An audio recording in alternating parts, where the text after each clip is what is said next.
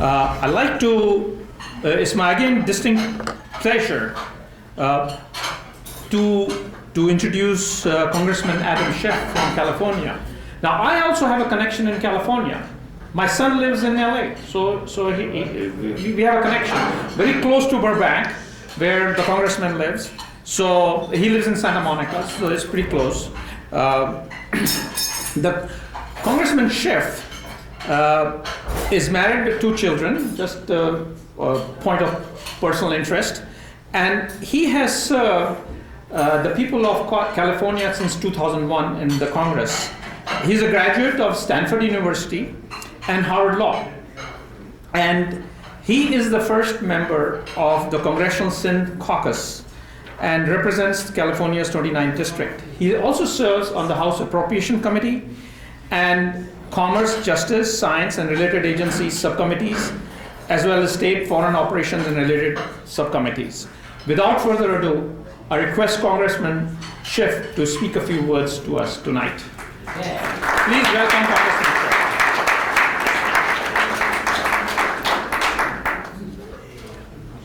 Welcome, Congressman. Thank you. Well, thank you for that wonderful introduction. It's nice to know you have family out in my neck of the woods. If your son needs anything, tell him he's got a friend in Burbank, and just to let me know. But you left out my favorite part of the biography that you were reading from, and that is my name is Adam and my wife's name is Eve.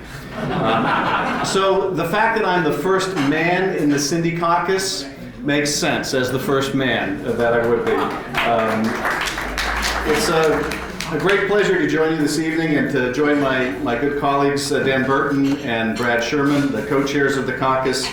And I want to thank you for inviting me this evening. I especially want to thank SAPAC's leadership, Dr. Makbul Haliapota, Dr. Ikram Ahmadani, Mr. Shahid Talpoor, Mr. Omar Abbasi, Dr. Nand Punjwani, Dr. Shyam Kanwani, Mr. Mushtaq Rahu, for all that you have done to organize the Sindhi American community. I have the privilege of representing one of the most ethnically diverse parts of the country, and I'm always heartened when immigrant communities become involved in our national life. It's good for America, and it's good for our democracy.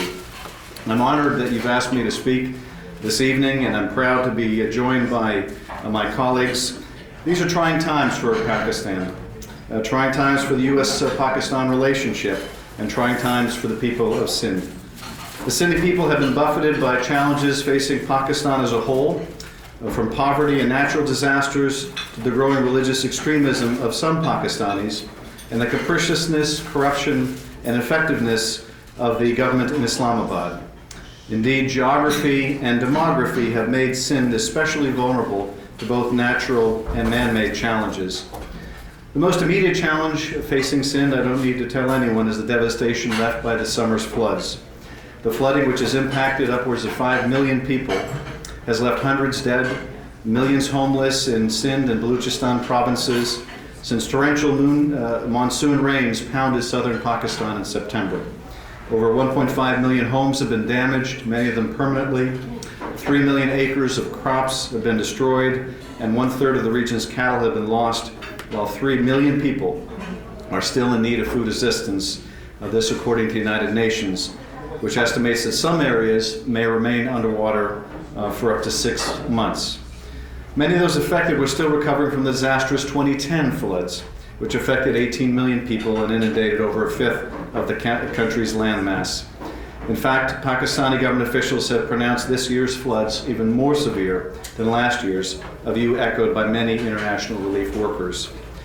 The situation has been made worse by the outbreak of disease, with up to 2 million people estimated to be having come sickened, including outbreaks of malaria, thousands of snake bites, and a host of other illnesses.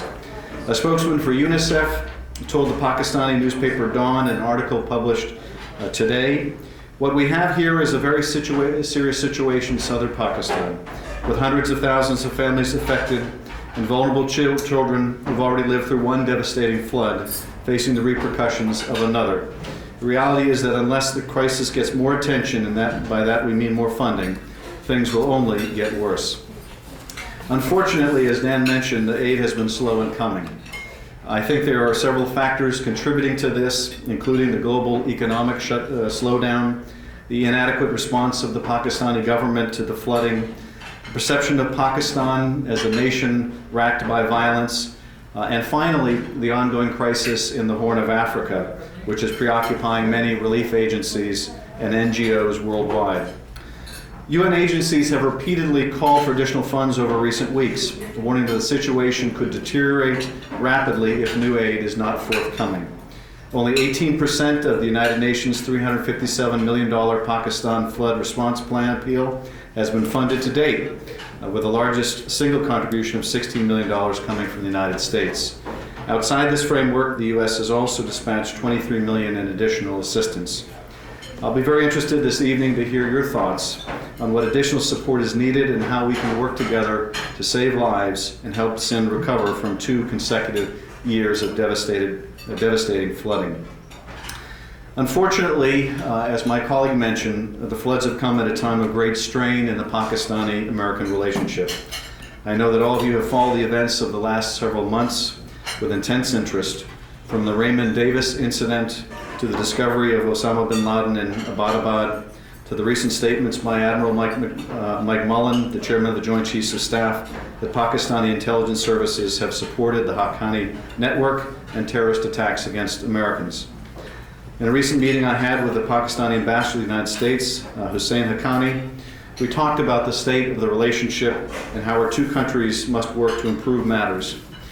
We discussed U.S. assistance to Pakistan, which has been cut and made subject to a range of certification requirements, and why aid has not had the desired impact of improving America's standing among the Pakistani people.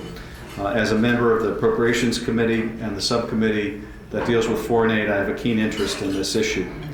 I noted during our conversation that several years ago I had traveled to parts of the country that had been devastated by the 2005 earthquake and which were cut off from the outside world by the damage. At the time, U.S. military helicopters operating in Afghanistan were pressed into service, delivering relief supplies. And it was clear to me during my visit to that region that relief effort, the delivery of aid through American helicopters, made a lasting impression on the people living there. And that when lives are on the line and the U.S. is there with food, shelter, and medicine, it is at its best. My memories of that trip have been thoughts in my mind as I have followed the destruction of the floods in Sindh. I think America shines most brightly when we are there to help others in their most difficult time of need.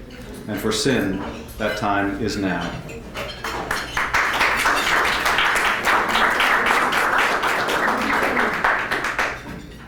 Pakistan is also under enormous strains internally. And I know that Sindh has been affected by the fracturing of Pakistani society and by growing concerns of religious intolerance. I share these concerns and was especially upset by the murder of the Punjabi governor, Salman Taseer, in January of this year by a member of his own security detail, who was angered by the governor's support for reforming Pakistan's draconian blasphemy law. Even more disturbing were the mass protests in Pakistan in favor of the assassin. Intolerance towards Sufis has been a growing problem in Sindh beginning in 2010 and is symptomatic of a nationwide pattern of violence towards those seen as apostates or blasphemers. I have raised this issue with Pakistani officials at every opportunity and also pressed our State Department to make religious tolerance a priority in their dealings with the Pakistani government. I would like to work with you on your efforts to press the government in Islamabad to promote tolerance and to protect Pakistanis of all faiths. And I'm interested to hear what ideas you have to make Pakistan safe for all of its people and how we in Congress can be helpful. Again, I want to thank you for inviting me. As a keen observer of Pakistan, I know that yours is a country with enormous promise, but also enormous challenges.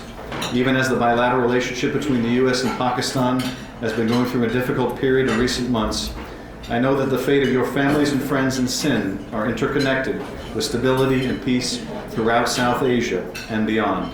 And I look forward to continuing our dialogue tomorrow and in the weeks and months to come. Thank you very much.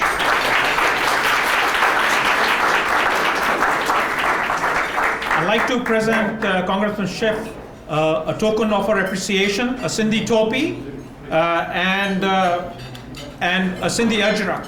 I must state that Congressman Schiff has been always supportive of the minorities and the rights of the minorities. I remember that he's a great supporter of the Armenian people and their quest for justice in the genocide that occurred in 1915. So I applaud Congressman Schiff for being sensitive to the rights of the minorities who live in Pakistan. And thank you very much for coming. Thank you.